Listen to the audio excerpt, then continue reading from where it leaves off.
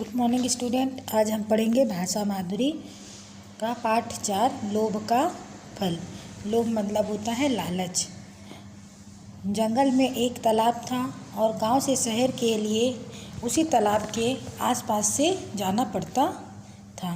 तालाब में अनेक पशु पक्षी पानी पीने आते थे।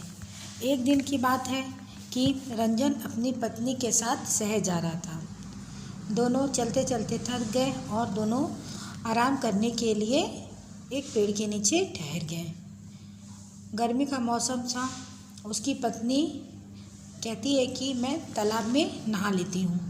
रंजन कहता है नहीं, तालाब में दलदल प्रतीत होता है, इसलिए तुम किनारे बैठकर केवल हाथ मुंह ही धो लो। रत्ना ने अपने सोंगने के कंगन उतार कर वह एक और रख देती है और हाथ पाँव धोकर वह फिर कंगन पहन ही रही थी कि अचानक उसकी दृष्टि सामने से तालाब की ओर आ रहे शेर पर पड़ती है। वह डर जाती है और दूसरा कंगन पहनना भूलकर रंजन के पास दौड़कर जाती है और उसका हाथ पकड़कर भागने लगती है। वह भी हैरान होकर उसके साथ भागने लगता है। जब वह बहुत दूर निकल जाती है तब पति पत्नी से पूछता है क्या हुआ। तब पत्नी बताती है कि हम अच्छा हुआ भाग गए, कहीं शेर ने खा लिया होता तो हम आज जिंदा नहीं बचते। हमारी जान बची तो हम लाखों पाए। अब रंजन देखता है कि पत्नी के हाथों में कंगन नहीं है, उसका एक कंगन गायब है।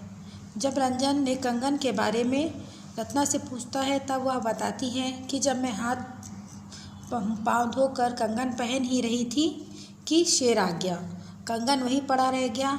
अब मौत के मुंह में कौन जाए, अगर हम वहाँ दोबारा जाएंगे तो शेर हमें खा जाएगा। उधर शेर तालाब के किनारे पहुँचता है और वह कंगन देखकर सारी बात समझ जाता है। उसने अपने एक पंजे में कंगन पकड़ लेता है और तालाब के किनारे बैठ जाता है। वह सोच रहा था कि पति पत्नी कंगन लेने अवश्य आएंगे और मैं उन्हें अपनी मीठी मीठी बातों में उलझा लूँगा और जब वे मेरे पास आएंगे तब मैं उन्हें खा लूँगा। पति और पत्नी समझदार थे, वह वापस नहीं लौटते हैं। लेकिन उसी समय माधव नाम का एक ब्राह्मण उधर से आ जाता है। शेर को बैठा देखकर वह भी डर जाता है, लेकिन शेर के एक पंजे में सोने का कंगन देखकर वह हैरान हो जाता है और वहीं रुक जाता है। शेर सोचता है यदि पति पत्नी नहीं आए तो क्या, ब्राह्मण ही से ही, आज मैं इसे ही खा जाऊंगा। सिंह बोलता है ब्राह्मण देवता, आप कहाँ जा रहे हैं? सुबह सुबह आपके दर्शन पाकर मैं धन्य हो गया। माधव कहता है मैं अपने यजमान पंकज के घर जा रहा हूँ, वहाँ मुझे आज पेट भर भोजन और मोटी दक्षिणा मिलने वाली है। सिंह बोलता है मैंने जीवन भर हत्या ही करी है, अब मैं बूढ़ा हो गया हूँ और मैं अब पश्चाताप करना चाहता हूँ, जब भी मुझे शांति मिलेगी। मैं सोचता हूँ कि कुछ दान पुण्य कर लूँ। मेरे पास एक सोने का कंगन है, यह मैं किसी सुयोग्य को दान करना चाहता हूँ। माधव का मन लालच से भर जाता है और वह कहता है क्यों न यह कंगन मैं ही ले लूँ। वह सिंह से बोलता है मैं सुपात्र तो मैं ही हूँ, मैं नित्य गायत्री पाठ करता हूँ और मुझ जैसा ब्राह्मण और तुम्हें कहाँ मिलेगा। यदि तुम चाहो तो कंगन मुझे दान कर सकते हो। सिंह कहता है यदि आप इसे स्वीकार कर लेंगे तो मेरे अहोभाग्य होंगे और मैं धन्य हो जाऊंगा। मैं अपना पेट भरने के लिए हमेशा जीव हत्या करता रहा हूँ। पाप तो पाप ही होता है, प्रायश्चित तो मुझे करना ही चाहिए। शास्त्रों में भी कहा गया है कि कलयुग में दान देकर पापों का निवारण किया जा सकता है। शेर की मीठी मीठी बातों में माधव आ जाता है और शेर से कंगन दान में लेने के लिए वह तैयार हो जाता है।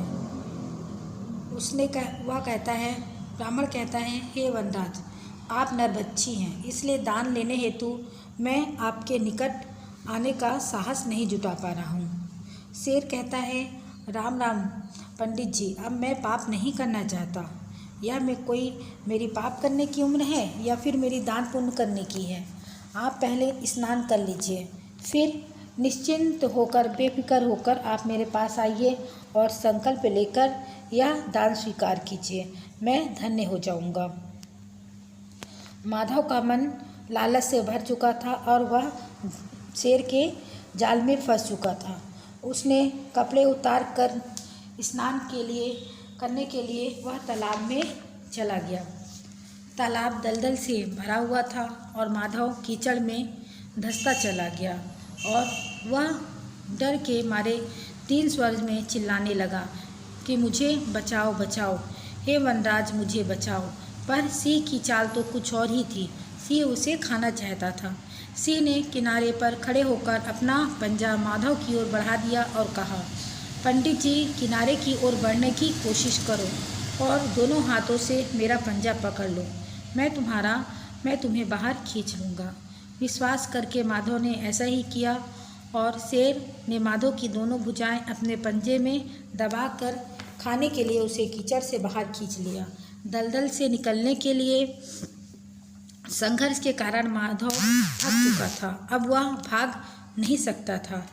भय से बेचारे माधव के मुख से आवाज़ भी नहीं निकल रही थी। धीरे धीरे उसकी आंखें बंद होती चली गई और वह सोच रहा था कि हिंसक प्राणी पर लोभवश विश्वास करके मैंने अच्छा नहीं किया। मुझे लालच नहीं करना चाहिए था। अब तो मेरे जान नहीं बच पाएगी। सिंह ने माधव को खा लिया और अपनी भूख मिटाई और कहा, ऐसी लोभी जनों के रहते चतुर लोग भूखे नहीं मर सकते। इस पाठ से हमें यह शिक्षा मिलती है कि हमें कभी भी लालच नहीं करना चाहिए।